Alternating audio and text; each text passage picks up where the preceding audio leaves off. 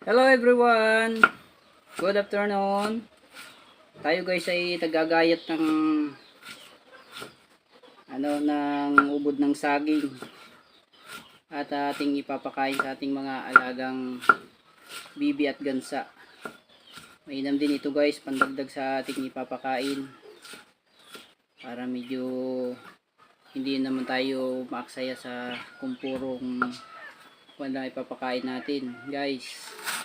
At kailangan din natin ng mga alternative na pwedeng ipakain at siyang ating ibibigay sa mga alaga natin. Ito guys yung gustong gusto ng mga bibi at gansa ay mga manok. At pag ito'y nakatindig guys at naka-alpas